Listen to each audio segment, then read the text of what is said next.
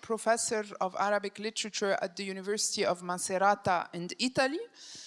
Dr. Paniconi's research interests mostly focus on the Bildungsroman, or the coming-of-age novel, in the context of early Egyptian, early 20th century Egypt, so the first decades of the 20th century, and she's the author of a monograph about the Bildungsroman in the Egyptian context. She's also the translator of a novel by Taha Hussein, Adib, so she is the translator of Adib into Italian.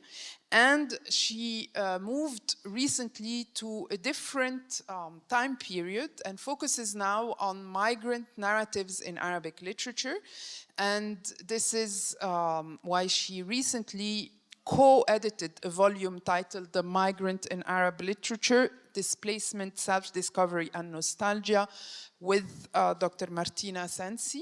So this is the theme she is going to focus on today. So, and without further ado, I leave the floor to Maria Elena Paniconi for a talk, and there will be time for Q&A after her talk. So, اتفضلي يا دكتورة.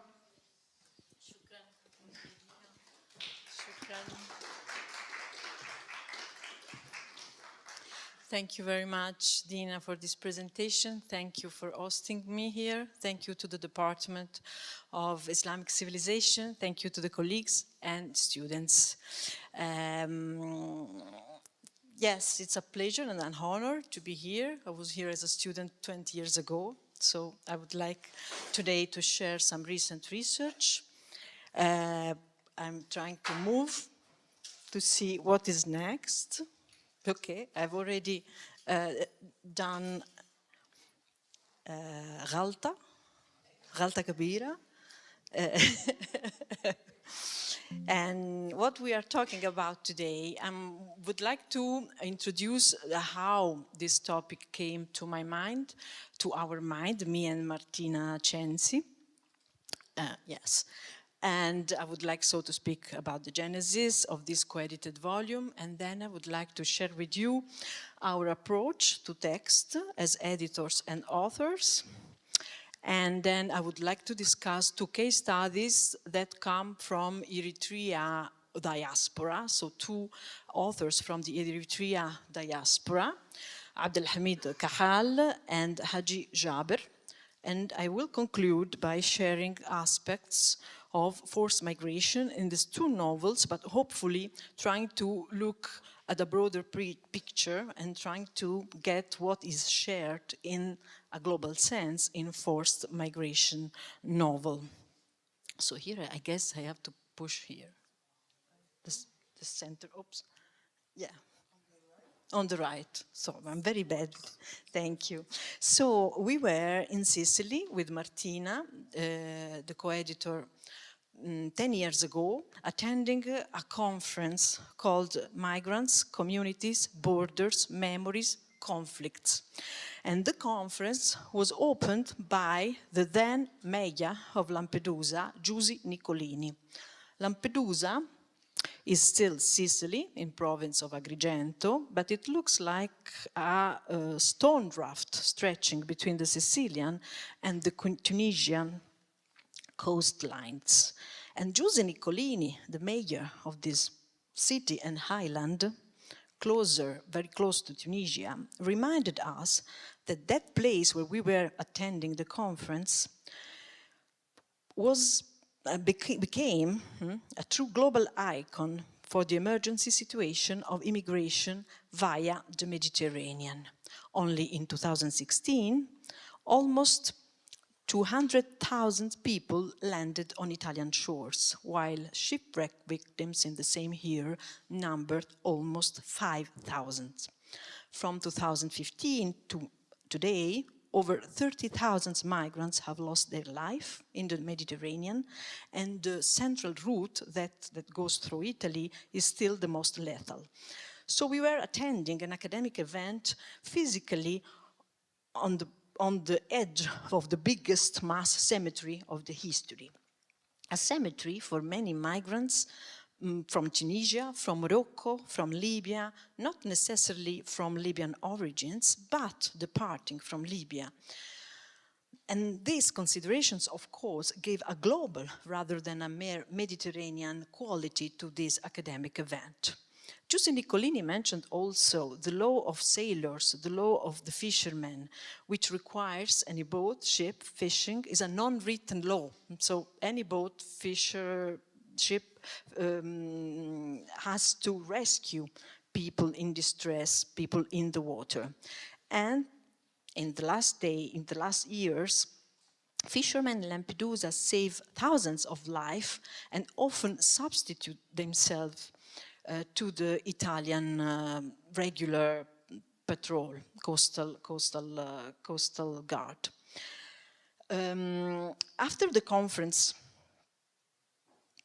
Martina and I decided to collect the contribution presented in our panels, focusing on contemporary dimension of forced migration in Arab and Arabic novel, and we adopted the point of view suggested by Giuseppe Niccolini, reading this phenomenon, trying to unpack the notion of migrants as non-political subject and try to focus on the agency and the political agency that migrants actually can develop through narrative, through literary tropes, through words.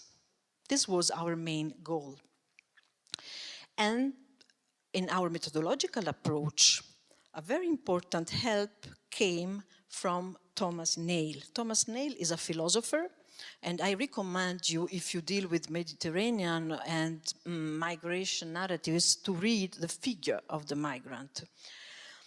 Nail writes, and I quote, "The first problem is that the migrant has been predominantly understood from the perspective of stasis, so absence of movement, and perceived as a secondary or derivative figure with respect to place-bound social membership.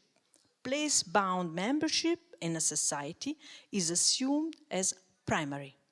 Secondary is the movement, back and forth between social points." So Thomas Nail says migration is a human condition, is a non-exceptional condition. Each one of us can be potential migrant, if only for a short period of time in our lives. However, the migration is still defined as the exception, compared to the non-migrant institutions, let's say, or non-migrant paradigm, non-migrant citizenship, monocultural, for instance, nationhood. Nail's view is confirmed by fact. Once an undocumented migrant arrives in Italy, for instance, he's legally prohibited to move further. If he does it, it's because he's escaping the law. The Dublin regulation, signed in 1990, prevents asylum seekers from moving, forcing them to apply in the very first land they arrive. They are fingerprinted and checked.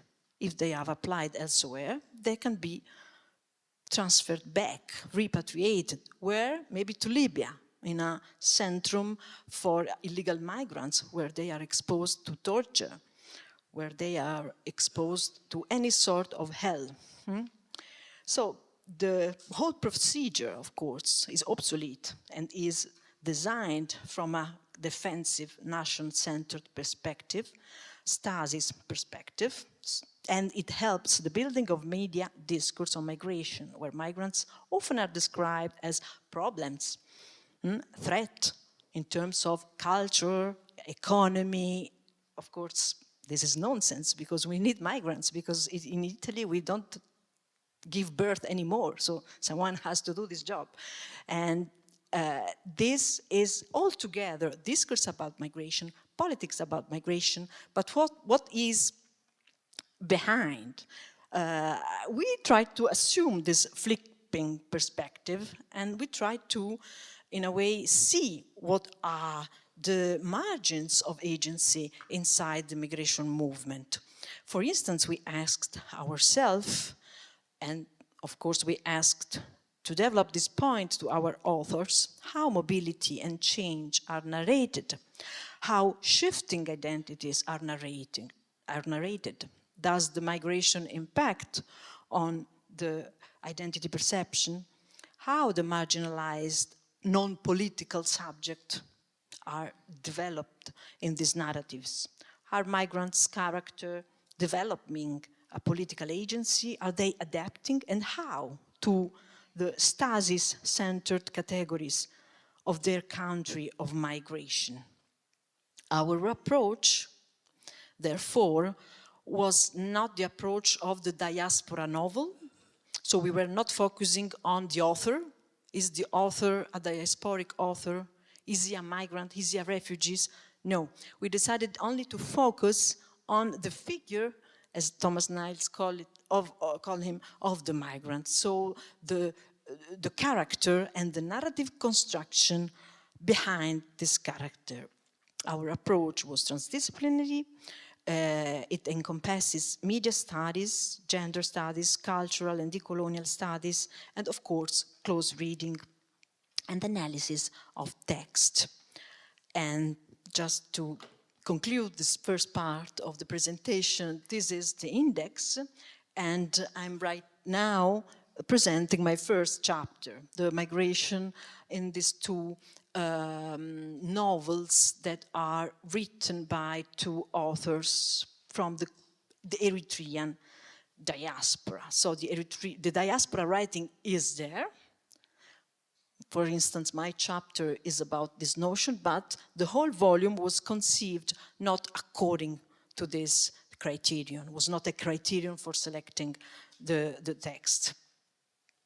If you go through the index, you see a contribution by Kalam Masmoudi on the Iraqi contemporary novel, an article by Rula Salam on Syrian refugee identities, who is around a corpus of contemporary Syrian authors, post-Syrian crisis.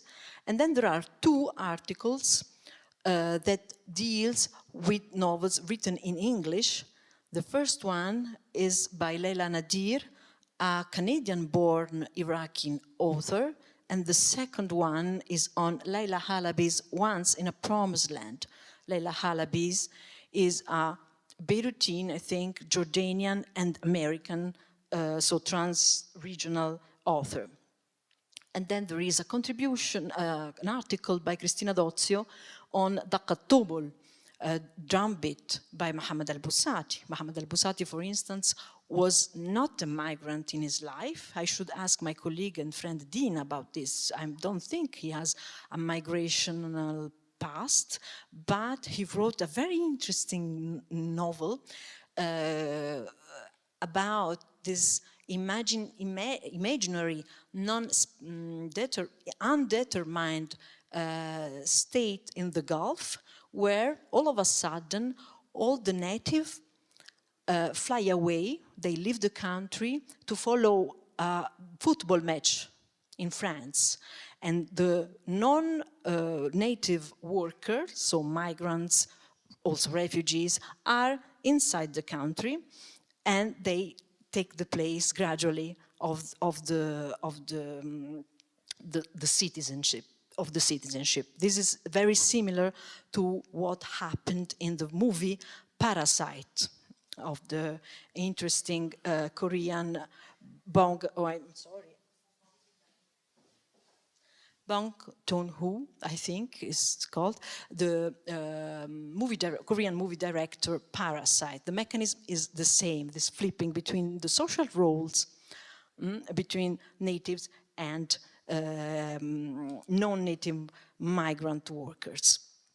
So the forced migration is completely different now. The two novels I'm going to present, Titanicat Ifriqiya, translated into English as African Titanics, here you have the Italian translation, and Rawa Sauda, Black Foam, both of them are translated into English.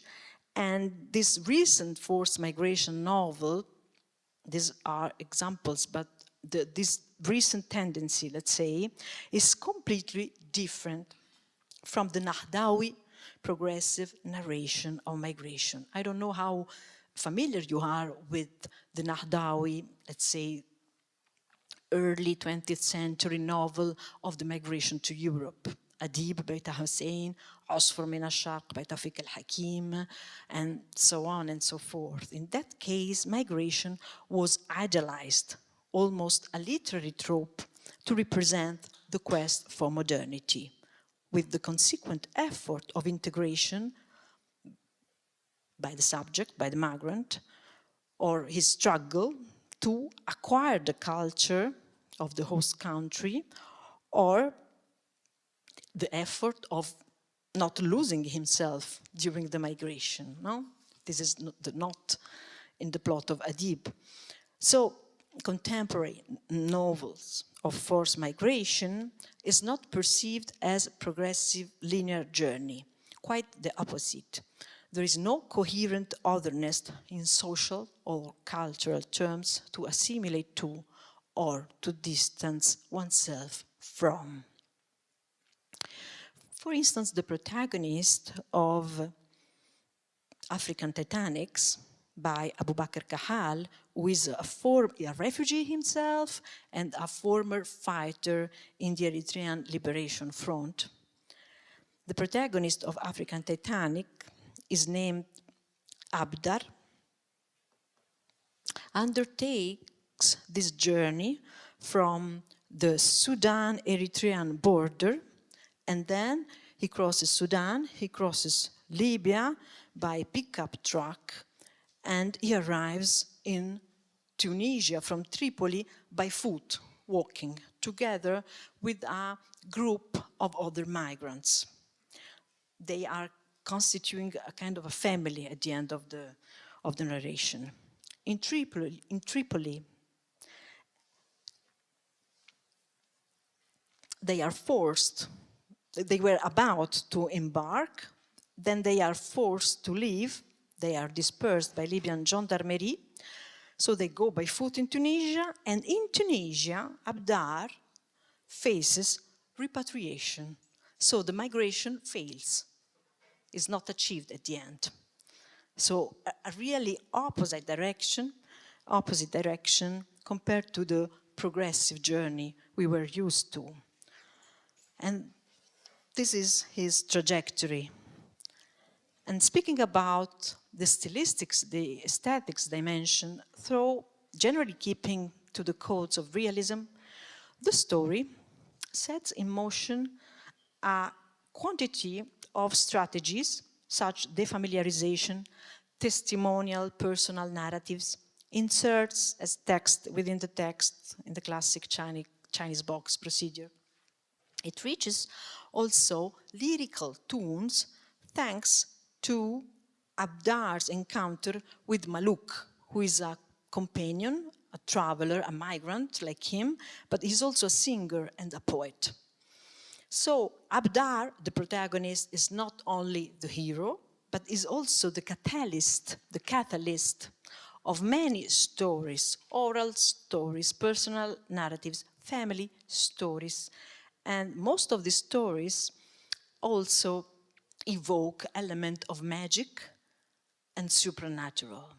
So these two realm, the reality on the one hand and the spiritual magic on the other hand, mirrors the reality of the migrant that has to hold on reality and being very realist to face all the difficulties of the travel, but at the same time he needs something spiritual to nourish his soul, to nurture his soul while progressing in the period's journey.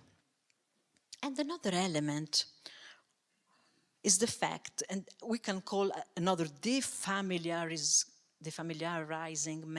element, is the fact that all the elements like desert, sky, sun, that almost in the classic, let's say, realistic code are used as natural backdrop of the plot, here are treated like persons, like real characters. They are and they play an enormous role in the success or failure of the crossing, whether it is a sea crossing or the much less known and represented desert crossing, the Sahara crossing. The following passage reveals, for instance, the exact moment when Abdar, along with the group he's traveling with, realizes they are lost in the desert and they have run out of water. And I quote, فقدان الماء مع فقدان الطريق ولغو الصحراء غير المفهوم من خلال إيقاظها اللذة وكل أصناف هوام النار كفيل بخنق الروح. نفذ الماء ولم نكن ندري أين موقعنا من العالم. كانت السماء الصحراء ترنو إلينا بجمود وتحولت الأفواه والأنوف إلى مغارات يسكنها الغبار. آخر جرعة ماء نزلت عبر حلقي وكانت حارة كأنها أنزلت توان من على موقد وكانت منذ يومين خاليا. Moral was low. We were lost, thirsty, and worn down by the desert's constant unpredictability.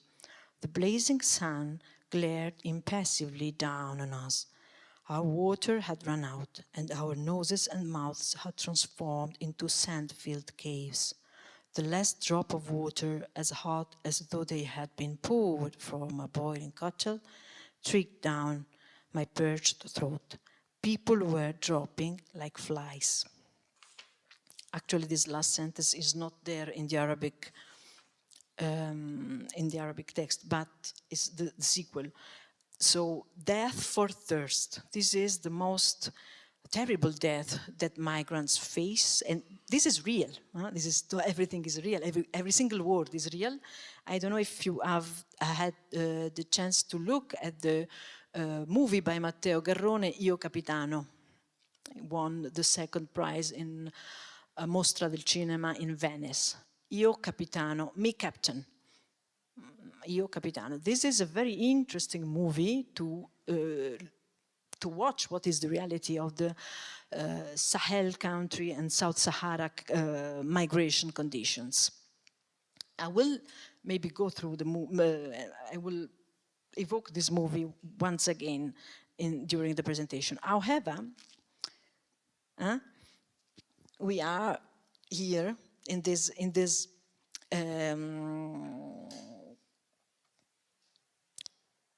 crossing, and I have already anticipated the protagonist fails to depart. However, the omniscient narrator voice, because there is the Abdar's character and there is an omniscient narrator's voice who helps us following the destiny of the other fellow migrants. And we follow, for instance, the experience of Maluk, who seems lucky enough to be able to set off. So Maluk can set off with a kind of improvised ship, but his experience of crossing ends tragically, and he perishes at sea. One of the migrants takes the helm and acts as captain, exactly as in the Matteo Garrone's movie, Io Capitano. One of them is acting as not pretending to be, is forced to do this because there is no one doing the captain in this moment. So one of them, the youngest and the bravest, take the helm, and this is what the crossing looks like. And I quote, "Waves the size of mountains smashed angrily against the groaning boat. Several passengers were already close to despair, and Maluk feared they would soon begin to throw themselves overboard. The deck creaked, and bits of wood began to splinter off, sparking screams of terror. The real danger, however, lay not in the ferocious waves, but in the water that had begun to slop onto the deck. But soon another wave lifted the boat, and then plunged it back down into a deep abyss, rekindlingly hysterical cries. So, Maluk boat sank without leaving any survivors. Yet Maluk's words, songs, stories do not sync with him. And here I will face the last feature, narrative feature, I'm very interested in this novel. The songs, the words of Maluk, even the music of his guitar, he also is depicted as one who crosses the border with a guitar. They survive through Abdar. They expand, in a way, their dimension among the fellow migrants, and they become a kind of amulet for the fellow migrants that survive. Here, the author not only draws on storytelling, using storytelling to create the novel, but also it makes it a theme by exposing it as a practice, as a living practice among migrants. According to Raipola, storytelling is an ability that allows us as human individuals to manage time. You know, and we know this through Arabian Nights and everything. To manage time by discovering or imposing links between different cultural and material phenomena. And we can add, in the context of forced migration, storytelling compensates for lack of agency and allows the construction of a supra-individual dimension where the memory of dead people are not they are not lost, and they survive and maintained in the identity, in the discourses of the survivals.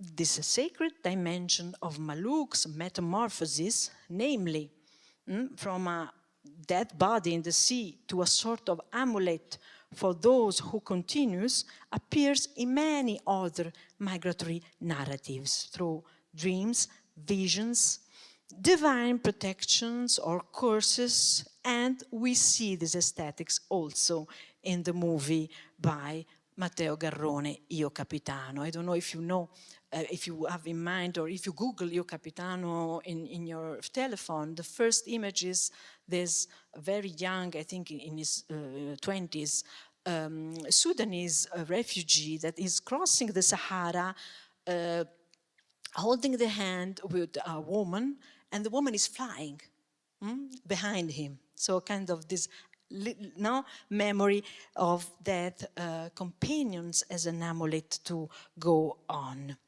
I would like now to couple this novel with the other black form, Aragwa Sauda, a novel that is narrated by Haji Jaber. Haji Jaber was born in Massawa, but grew up in Saudi Arabia as an Eritrean diasporic family. So he preserved memory and love. He's very affectionate with Eritrea, and every novel is quite famous. Every novels he publishes is about Eritrea. And this is, in my opinion, is one of his best novels, Aragwa Sauda. It narrates the story of Daoud. And we find Daoud as a grown-up young man in Endabaguna refugee camp in Ethiopia. Here, he is mistakenly identified as a member of Ethiopian Falasha community, Falasha Mura, this ancient Jewish community originally from Ethiopia.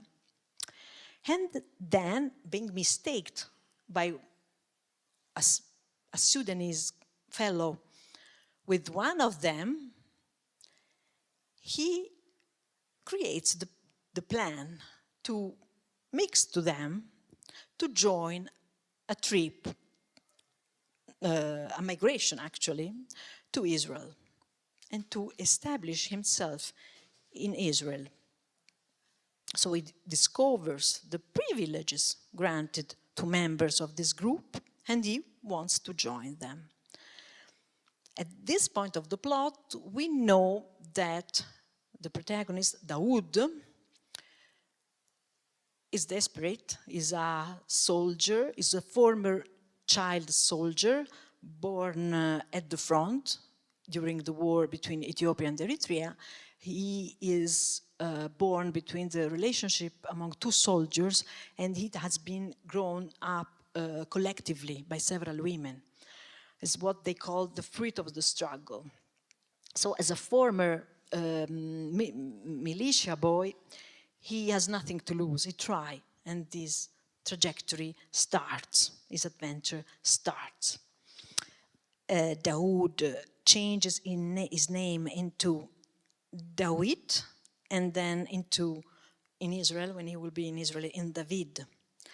The narrative does not proceed chronologically, and I can't sum up the plot here. That just I would like to show the helicoidal trajectory the protagonist does from the the novel starts in the Baguna, but then the reader can go back to the origin in Asmara, then Blue Valley detention camp, then in the Baguna refugee camp, and the Baguna is a big refugee camp, almost like a city, and then Gondar camp in preparation for his trip to Israel, and from Addis Ababa he takes a flight to Israel, and he ends up in Jerusalem in the community of the Falasha Mura.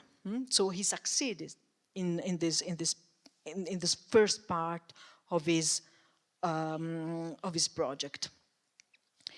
It is the reader that has to reconstruct all the trajectory, and I made this for you with the help of the author, because at a certain moment I was lost completely. So I was lucky enough to meet the author, and I had to describe and to check the trajectory with him. So it's a very complicated journey, and what is most complicated is that Abdar, is that Dawood, as Abdar in Titanicat Ifriqiya, changes continuously his identity, his name, his affiliations. For instance, he recounts his story to a UNHCR official before even knowing the existence of the Falasha Mura. Then he changes his narrative towards the leaders, the community leaders of this Jewish ethnic group. And then he recounts another personal story to Sarah, the anthropology scholar investigating the private lives of African refugees in Israel, and so on. Who is? At the end, the reader can ask himself, who is the real Dawood? Quite late in the plot, we know that the real name of Dawood is Adal. Okay, so it's interesting because also from the linguistic point of view has nothing to do with Dawood that are the same name at the end. Adal is the original name, and it seems trapped in, and it seems to be left behind in the landscape of Eritrea. And I quote, في أعمق نقطة لديه كان لا يزال أدال، ذلك الشعب المنتمي للجبال والأودية وحدها، للأماكن المنبطة عن كل السلع، رغم ما أصبح يثيره هذا فيه من حزن وإشفاق على نفسه. Down in his deepest core, he was still Adal, the young man who belonged to the mountains and valleys, to the places that were cut off from any origin, despite the sadness and the self-pity this aroused in him. So these many superficial identities on the one side and this rooted internal landscape on the other side are, in this narrative, an antidote to the centrifugal force that seems to send David away moving, always moving, like the Raghwa Sauda, the black foam of the sea. This is a kind of an image of himself that the protagonist offers the reader to make him understand how he's not able to build roots in the realities he crosses. So to conclude, I would like to share with you the aspects that are going in parallel, in my opinion, in these two narratives. And we can also try to apply some of these, at least some of this point, to the broader corpus of novels under scrutiny here. I think that both narratives question the perspective of the periphery-center migration.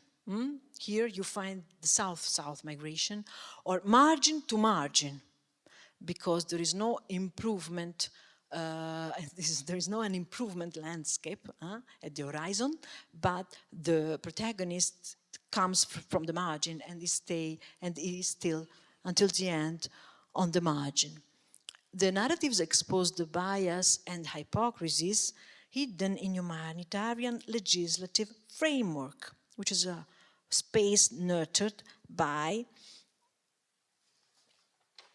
a discursive, let's say, building a discursive construct of the truth value.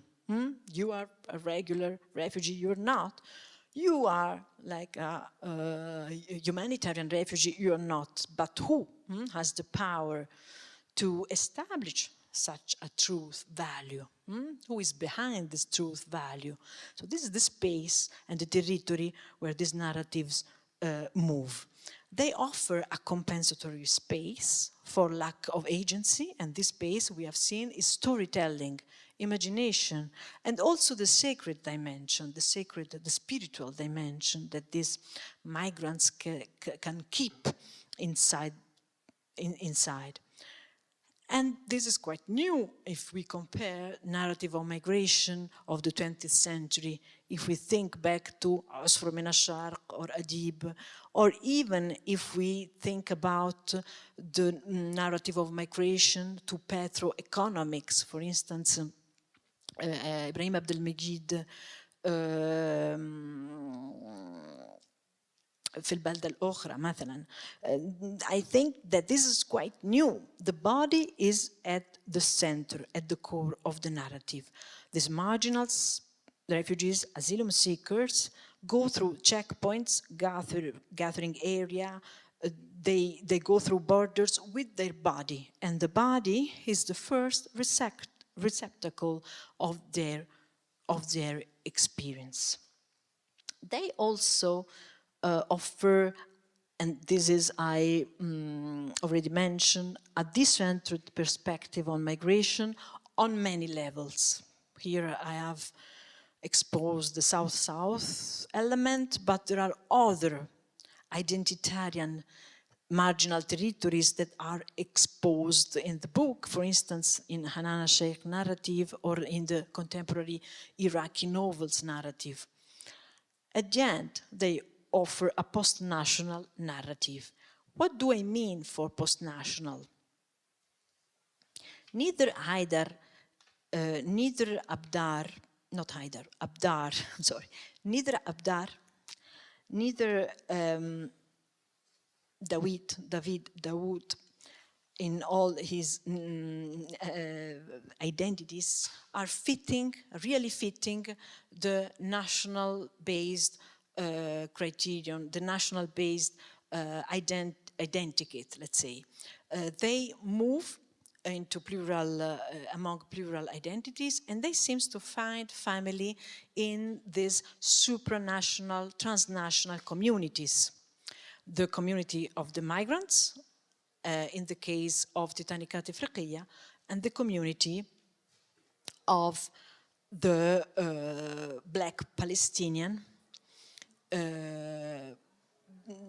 from Chad and Senegalese origins, in the case of Dawood. because at the end of the story, he's discovered, he faces racism in Israel, and he take momentary refugee in this black community of Afro-Palestinian in Bab el-Majlis in Jerusalem.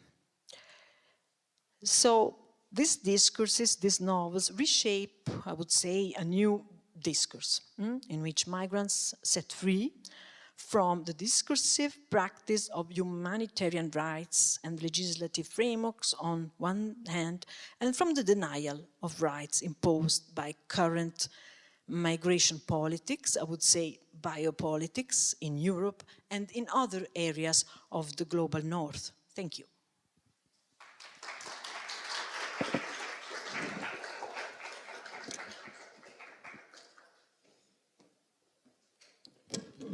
So thank you very much, Maria Elena, for a very insightful talk and some very insightful remarks and analysis of these two novels. So we have now time for questions and comments. So I know some of us have class at 2, but we do have time for questions and comments.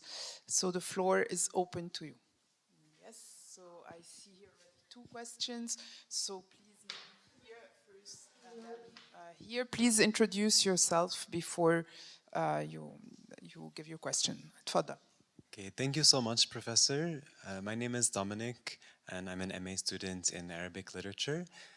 And I was very interested in how you framed this project, beginning with some news headlines, sociological research talking about migrants, and then working on 2 popular fictional narratives.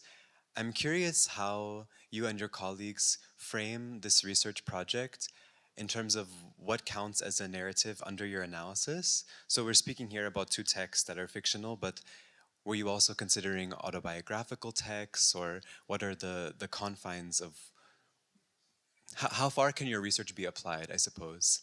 Like, does oral history count? And we're not necessarily looking at migrants as authors being the end of the story, but are they also part of the story? Okay, so here,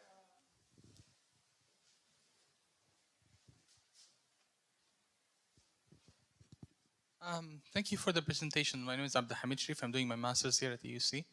I wanted to ask you something related to the forced part, because you talked about how in some cases it's considered voluntary migration, so people would like to improve their lives. And sometimes there's a big criticism in the West, in host countries, that migrants really didn't have to move, and then the host country would not be under moral or humanitarian obligation to support them or to accept or receive them. So how do you see the disconnect between the narrative on the ground for people supporting migration on humanitarian basis, but in the literary sense, there is this, I feel like it's a drive to give the migrants agency, that they choose to go there. They do the math at their heads, and based on that, they act and even plan or conspire to leave. So how do you see the distinction between both? Thank you. So maybe we can, if there are no additional questions or comments, we can give the floor back to Maria Elena.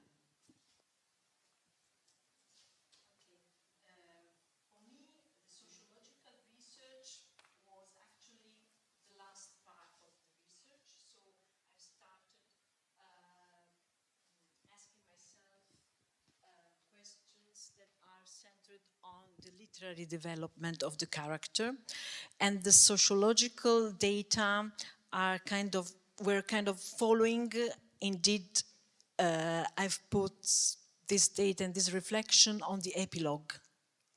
So this is just to highlight how the project is a literary project, but it moves from a perspective that is in sociological, also literature, and also in philosophy literature, like Thomas Nail's works, or Nordin's also works. But the first research questions were about the construction and the literary construction, the discursive construction of the migrants. This was the core. In this discourse and in this focus, of course, family memoirs, political memoirs are entering the project. They are not in my chapter, but I think I will develop this research in other works, also looking at the memoir and also family narratives.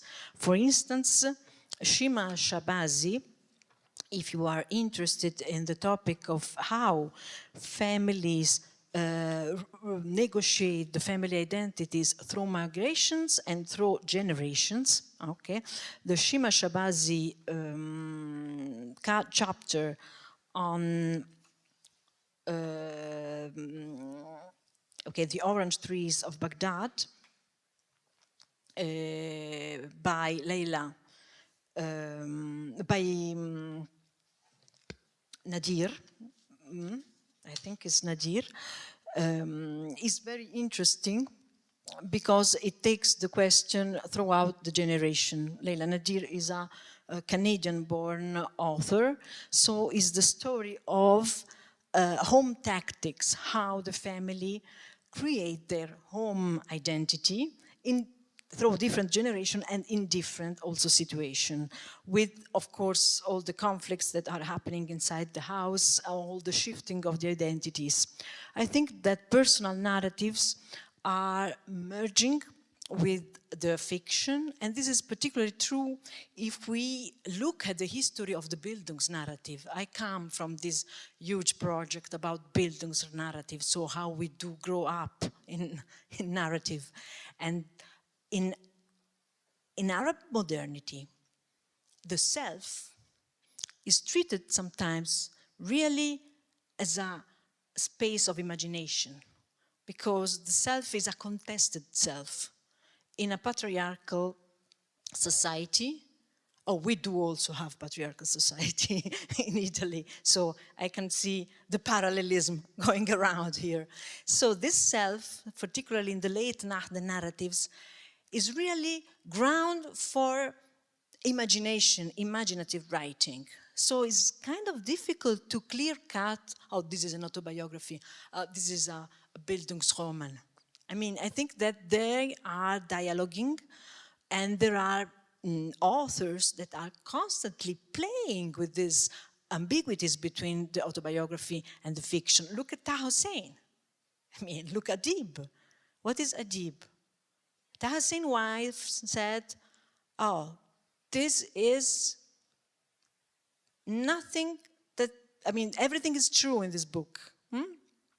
Well, Taha Hussein, of the same novel, says, okay, everything was invented. Despite you find the very same character, Jalal Shwaib, who was a real friend of Taha Hussein, in the third part of Al-Ayyam.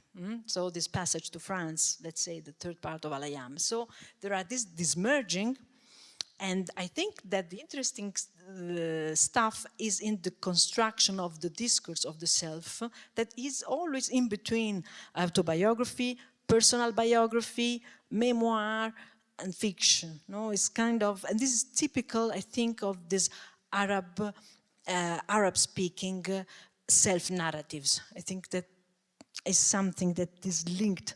I don't want to be essentialist, but I think I've studied enough to say this. I've noticed this particular mirroring between the autobiography and the narrative production. And I can also mention other authors that are playing on this or dueling among these, like, for instance, Nawal Sadawi, or other authors. Tawfiq al-Hakim is one of those, or Radu Ashur. And I would like to move to the other question about also about, oh, I forgot the question. It was about what I defined as forced.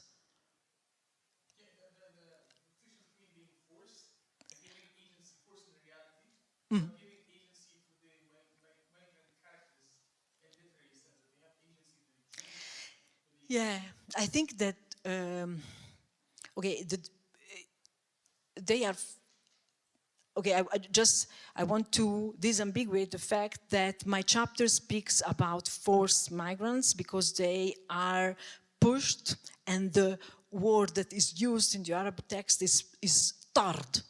So it's the very land that pushes these protagonists, so they are no choice, and they are escaping.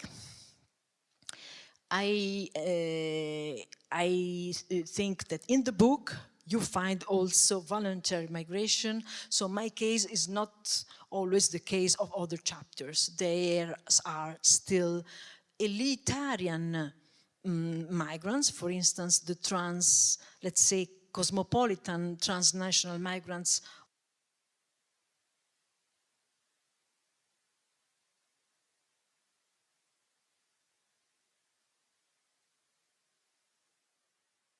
this thought, this forced migration. The other case studies I analyze is Modern Bila Nahil by Tariq Tayyib. He's a Egyptian born, but from Sudanese origin. No.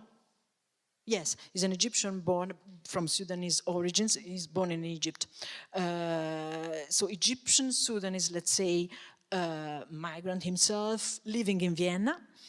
And I have analyzed word by word. I mean, there is this thematization of the land pushing the protagonist outside. In our study, we recognize agency as a political fact from the bare fact that they reinvent in creative way their identity, first. Second, for the way, because they don't accept the role of perfect victims, to put it in Muhammad al-Kurd's word. They are not fitting the box of the perfect victims. They are disposed to change their identity حتى درجة الكذب.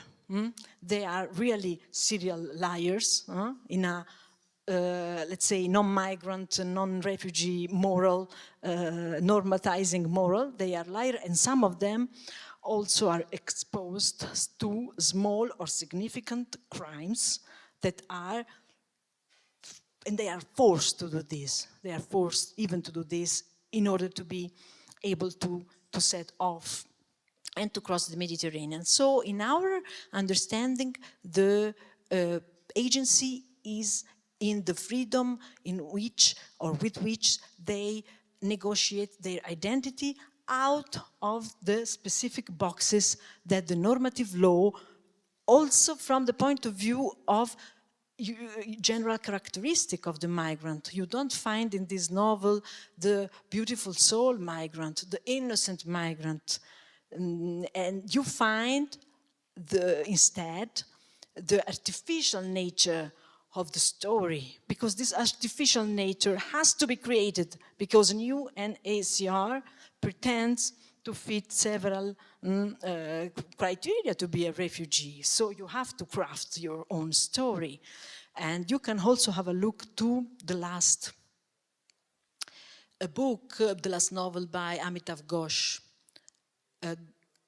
Venice Guns. Or I think Venice Guns, but the word guns is there. The gun merchant. In my mind, is Venice Guns because part of the novel is set in Venice. So I've studied in Venice, and and I took the word, the guns merchant, and there is a character who does this for job. He creates narratives for refugee seekers to get the best, and he sells the stories to the refugee seekers to help them get the status as a refugee. So the reality plan for them is built by obsolete and, as I have mentioned, nation stasis-based criteria.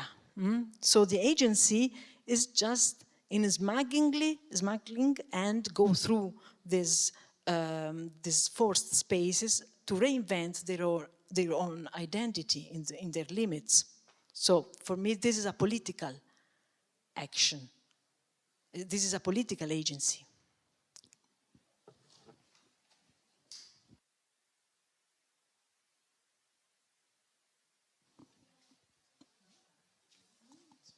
Okay, so I know that some of you have left. We can take a few more minutes if there are additional questions or comments for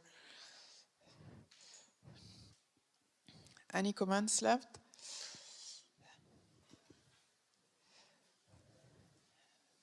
Okay, so if not, I mean, we can still, I mean, there's coffee and there are refreshments over there, so we can still continue the conversation informally. And thank you very much, Dr. Paniconi, for your talk, and thank you very much to you.